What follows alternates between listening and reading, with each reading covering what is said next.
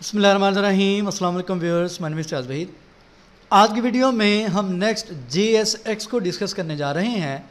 अगर हम official site पे आते हैं और आप डॉक्यूमेंट्स में चले जाएं, मैंने आपको लास्ट टाइम भी बताया था कि सिंपल सा फार्मूला है किसी भी लैंग्वेज लाइब्रेरी के लिए, फ्रेमवर्क के लिए, कि आप उसकी डॉक्यूमेंटेशन को फॉलो करते जाएँ।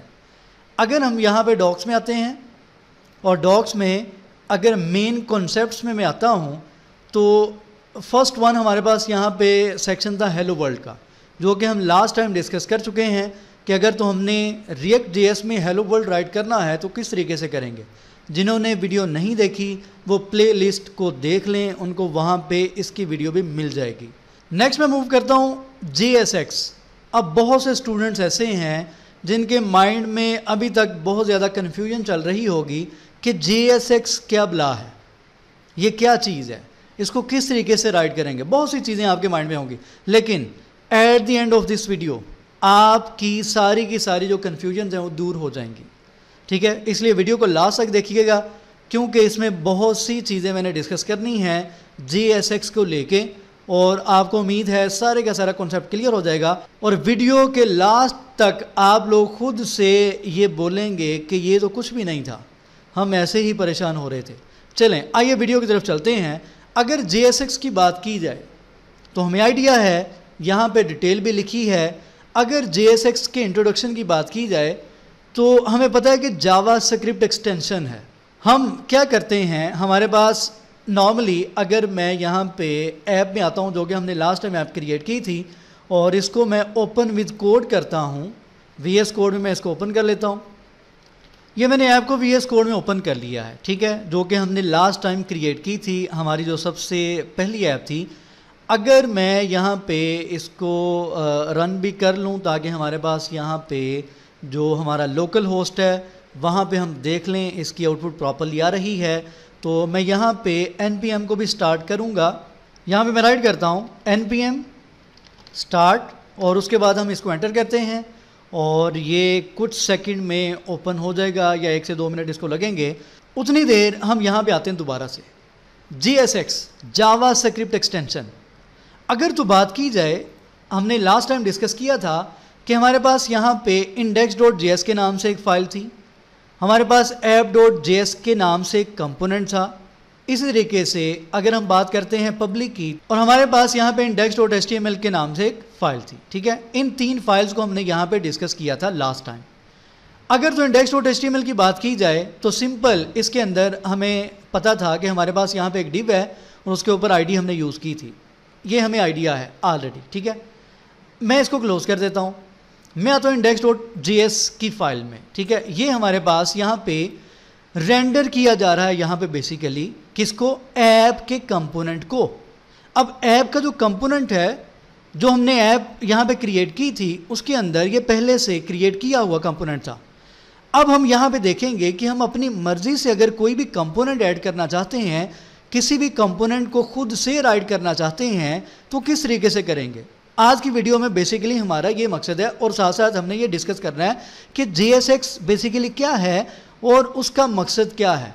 ठीक है, ये 2-3 चीज़ें हमने यहाँ पे डिस्कस करनी हैं। अगर मैं यहाँ पे आ जाता हूँ app.js की फ़ाइल में, तो ये बेसिकली मेरे पास एक कंपोनेंट है। ठीक है, ऐप के नाम से जो यहाँ पे कंपोनेंट क्रिएट किया गया है, तो ये मेरे पास एक कंपोनेंट है। अब हम क्या करेंगे, इस कंपोनेंट में या इस कंपोनेंट में जो JSX लिखी हुई है उसको हम यहाँ पे चेंज करके देखें। अगर मैं ब्राउज़र में जाता हूँ तो यहाँ पे लोकल होस्ट 3000 पे मेरे पास ऐप यहाँ पे रन हो चुकी है। अच्छा, एक और चीज़ मैंने लास्ट टाइम आपको बताया भी था, और मैं अगेन आपको थोड़ा सा गाइड कर देता हूँ। देखें, मैं यहाँ पे ये वाला URL यूज़ कर रहा हूँ, तो मेरे पास ऐप मुझे यहाँ पे नज़र आ रही है। मैंने लास्ट टाइम आपको थोड़ा सा ये बताया था कि हमारे पास ये वाला जो IP एड्रेस है, हम इस IP एड्रेस को भी यूज़ कर सकते हैं। आप एक काम करें, मैं फ़र्ज़ करें इस टाइम जिस वाईफाई के साथ मैं कनेक्ट हूँ, मैं सेम वाईफाई किसी भी डिवाइस पे या अपने मोबाइल फ़ोन पे, आप अपना सेल लें, अपने सेल को सेम वाईफाई के साथ कनेक्ट करें, यानी कि सेम नेटवर्क के साथ कनेक्ट करें, और वहाँ पे आप ब्राउज़र में ये लिखें, ये IP एड्रेस : 3000।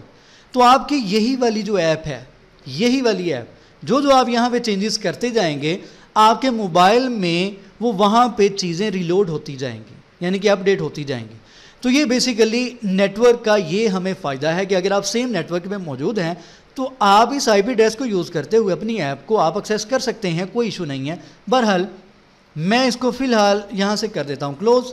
मेरे पास ये ऐप यहाँ पे सक्सेसफुली आपके सामने ओपन हो चुकी है। हम आते हैं यहाँ पे, सबसे पहला पॉइंट JSX क्या है।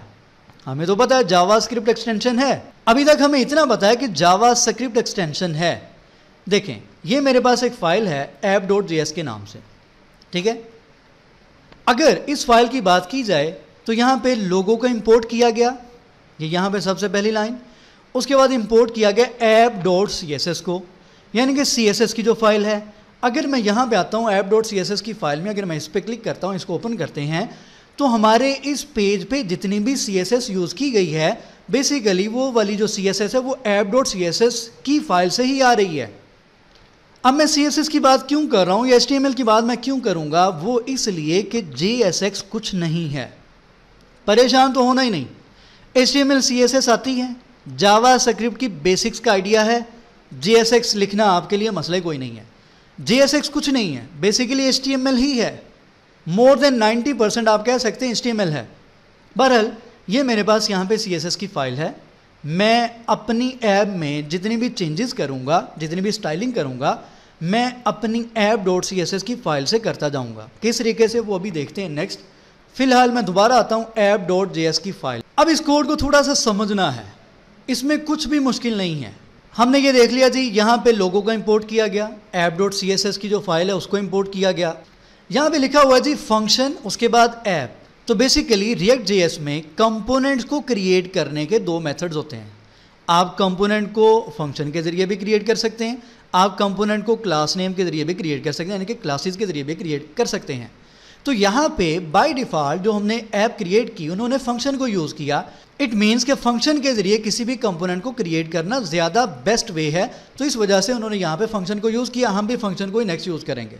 बहरहाल फंक्शन के बाद यहाँ पे करली ब्रेसेस को यूज़ किया गया, करली ब्रेसेस के बाद यहाँ पे यूज़ किया गया रिटर्न स्टेटमेंट को। अब रिटर्न स्टेटमेंट बेसिकली क्या कर रही है, आपके पास यहाँ पे जो भी कोड लिखा हुआ है उस कोड की जो भी आउटपुट आ रही है उसको बेसिकली यहाँ पे रिटर्न किया जा रहा है। बिल्कुल सिंपल सी लॉजिक है, कुछ भी ऐसी चीज़ नहीं है कि जो आपको समझना है। अब आ जाए रिटर्न के अंदर। रिटर्न के बाद यहाँ पे पेरेंसीज को यूज़ किया गया, छोटी ब्रैकेट आपको यहाँ पे नज़र आ रही है। अब उस ब्रैकेट के अंदर देखें डिव को यूज़ किया गया। अब बताएं कि HTML में आप डिव यूज़ करते रहे हैं? बिल्कुल करते रहे हैं। अच्छा, उसके बाद यहाँ पे यूज़ किया गया class name is equal to app. अब फ़ौरन से मुझे बताएं कि HTML में आप लोग क्लासेस को यूज़ करते रहे हैं, आप हर डिव पे या किसी भी टैग पे क्लास यूज़ करते थे, class is equal to this, class is equal to first, class is equal to second and so on. तो यहाँ पे बेसिकली React.js ने आपको सिर्फ ये कहा कि आप किसी भी टैग पे क्लास यूज़ करें, जितनी दफ़ा मर्जी करें, लेकिन क्लास की बजाय उसको लिखें क्लास नेम, क्योंकि जो क्लास का वर्ड है React.js ने अपनी लाइब्रेरी में बेसिकली रिजर्व वर्ड ये रखा हुआ है क्लास के नाम से। तो अगर आप यहाँ पे सिंपल क्लास यूज़ करते हैं किसी भी टैग पे तो कन्फ्लिक्शन आ जाएगी। तो इस वजह से React ने कहा कि आप क्लास यूज़ करें, हर टैग पे यूज़ करें, कोई इशू नहीं है हमें, लेकिन आप एक काम करें, क्लास की बजाय उसके साथ नेम का वर्ड भी ऐड कर दें। और आप टेक्निक कौन सी यूज़ करेंगे, आप यहाँ पे मेथड यूज़ करेंगे कैमल केस। ठीक है, कैमल केस के नाम से एक मेथड होता है यहाँ पे राइटिंग का, यानी कि वेरिएबल का नेम आपने किस तरीके से लिखना है, फंक्शन का नेम आपने किस तरीके से लिखना है, क्लास का नेम आपने किस तरीके से लिखना है। इसके डिफरेंट मेथड्स होते हैं, उनमें से एक मेथड होता है जिसको नाम दिया जाता है कैमल केस का। तो रिएक्ट ने आपसे ये बोला कि आप यहाँ पे क्लास की बजाय क्लास नेम का वर्ड यूज़ करेंगे और उसका एन आप कैपिटल रखेंगे। ठीक हो गया, डिव यूज़ की गई। अच्छा, एक तो माइंड में ये रख लें, रिटर्न के बाद ये जितना भी कोड है डिव का, ये वाला जो कोड है ये बेसिकली JSX है, कोई ब्ला नहीं है, HTML है और कुछ भी नज़र नहीं आ रहा, जस्ट HTML है। अब दोबारा हम यहाँ पे आते हैं, ये हमें क्लियर हो गया कि हमने हमेशा किसी भी टैग पे क्लास की बजाय क्लास नेम का वर्ड यूज़ कर रहा है और क्लास नेम यहाँ पे ऐप यूज़ किया गया। उसके बाद हेडर का टैग यूज़ किया गया, उसके ऊपर भी एक क्लास यूज़ की गई, जस्ट सिंपल उसको क्लास की बजाय क्लास नेम यूज़ किया गया। ऐप हेडर सिंपल, जैसे आप HTML में क्लासेस यूज़ करते हैं सेम वही चीज़ यहाँ पे यूज़ की जा रही है। उसके बाद यहाँ पे लिखा गया image source is equal to, अब यहाँ पे थोड़ा सा फ़र्क आ गया। अगर तो आप किसी भी चीज़ को यहाँ पे इंपोर्ट करना चाहते हैं, देखिए मैंने जैसे ही लोगो पे क्लिक किया ये वाला लोगो हाईलाइट हो गया। बेसिकली ये वाला लोगो यहाँ पे इंपोर्ट किया जा रहा है। अगर आप किसी भी एलिमेंट को इंपोर्ट कर रहे हैं, किसी भी ऑब्जेक्ट को इंपोर्ट कर रहे हैं, तो आप उसको करली ब्रेसेस में राइट करेंगे। ये दूसरा रूल है, ठीक है। पहला रूल, क्लास का आपने हमेशा नेम लिखना है क्लास नेम N कैपिटल के साथ, और जब भी आपने किसी भी ऑब्जेक्ट को यहाँ पे इंपोर्ट करवाना है, किसी भी एलिमेंट को इंपोर्ट करवाना है, तो आप उसको करली ब्रेसेस में राइट करेंगे। उसके बाद simple class name is equal to, ये भी एक क्लास यूज़ की गई, आल्ट का एट्रीब्यूट यहाँ पे यूज़ किया है। बेसिकली 3 एट्रीब्यूट हैं, सोर्स का एट्रीब्यूट है, क्लास नेम का एट्रीब्यूट है, आल्ट का एट्रीब्यूट है, 3 एट्रीब्यूट यहाँ पे यूज़ कर लिए गए। उसके बाद एक पैराग्राफ यूज़ किया गया, सिंपल पैराग्राफ का टैग यूज़ किया गया। एडिट, उसके बाद कोड का एक टैग यूज़ किया गया, और उसके अंदर जो भी टेक्स्ट आपको यहाँ पे नज़र आ रहा है।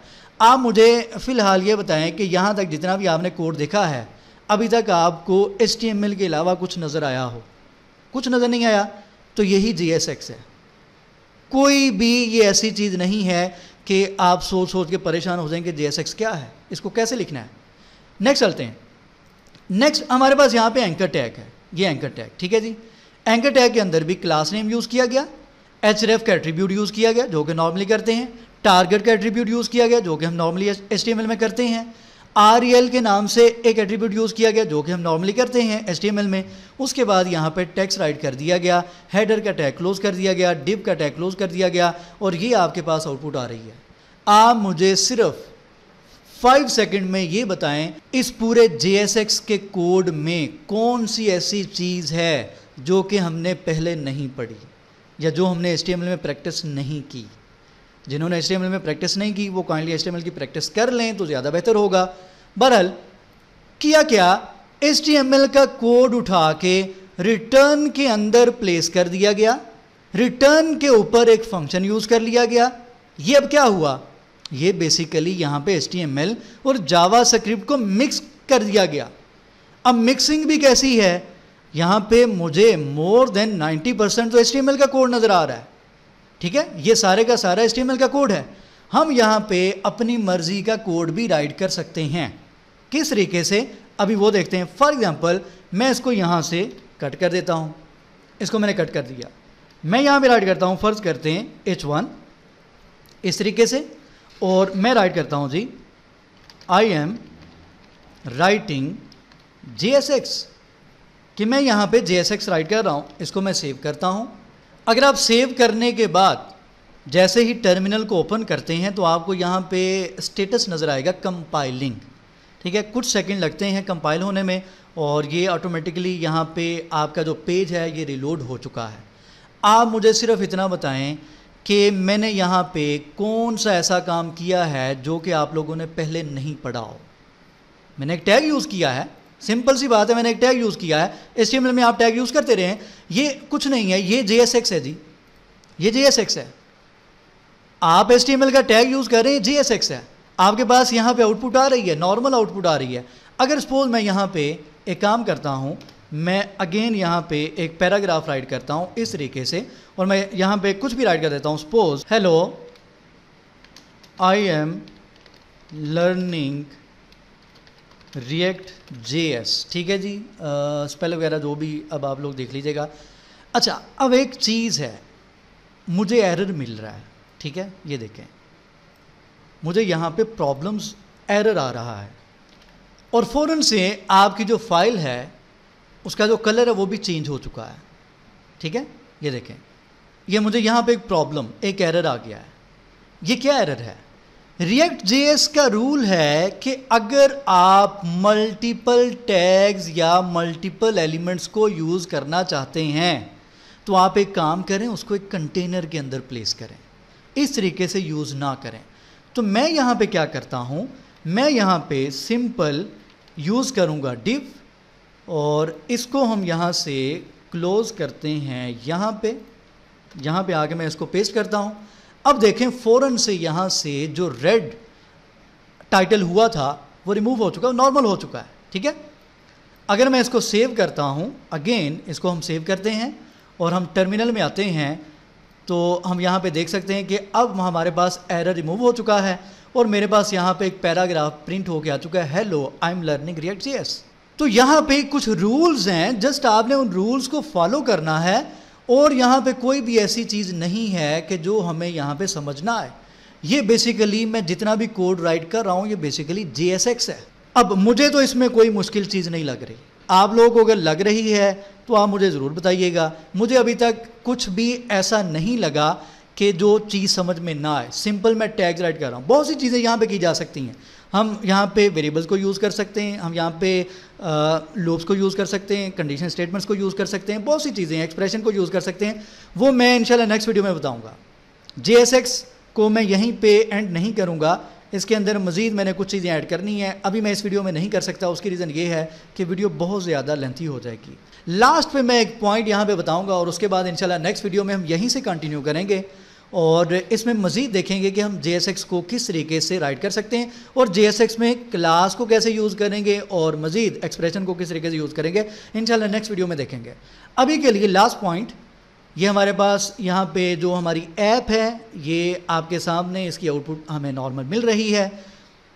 पॉइंट ये है कि रिएक्ट JS ने ऐसा क्यों किया, क्या मतलब है, उसने जावास्क्रिप्ट और HTML को इकट्ठा क्यों लिखा। अलग अलग फाइल्स हो जानी चाहिए थी, HTML की अलग से फ़ाइल हो जाती, जावास्क्रिप्ट की अलग से फ़ाइल हो जाती, CSS की अलग से फ़ाइल हो जाती। ऐसा क्यों किया, पॉइंट ये है। तो देखें सिंपल सी बात है, अगर आप HTML की 10 फाइल्स अलग बना लें, जावास्क्रिप्ट की 5 फाइल्स अलग से बना लें, अगर आप कोई भी चीज़ अपडेट करना चाहते हैं, कोई भी कंटेंट अपडेट करना चाहते हैं, क्या करेंगे आप 10 फाइल्स में जाएंगे, 5 फाइल्स में जाएंगे जावास्क्रिप्ट की, वहाँ पे जाके चेंजेस करेंगे। तो रिएक्ट ने कहा ये काम ठीक नहीं है, हम क्यों ना दोनों को यहाँ पे मिक्स कर देते हैं एक ही जगह पे, हमें कहीं और जाना ही ना पड़े। हम जहाँ पे भी कंपोनेंट को क्रिएट करेंगे उसी के अंदर HTML होगी, उसी के अंदर आप CSS भी लिख सकते हैं, उसी के अंदर आप जावास्क्रिप्ट भी लिख सकते हैं, हमें दूसरी फाइल में जाने की ज़रूरत नहीं है। तो ये बेसिकली यहाँ पे मेन मकसद था JSX का। और आप लोग यहाँ पे देखें हमारे पास जो फाइल की एक्सटेंशन है वो .js है, जावास्क्रिप्ट की ही ये फाइल है, उसी के अंदर हम HTML को यूज़ कर रहे हैं बेसिकली। और यहाँ पे आपको जो JSX का कोड नज़र आएगा उसमें मोस्टली HTML का पार्ट होगा। इसके अलावा एक और पॉइंट मैं आपको यहाँ पे बताता चलूँ, मेरे पास यहाँ पे एक एग्जांपल है, ये आपको एग्जांपल नज़र आ रही है। मैंने यहाँ पे लिखा टैग, इस तरीके से div को यूज़ किया, h1 को यूज़ किया, p को यूज़ किया, नॉर्मल मैंने HTML को यूज़ किया।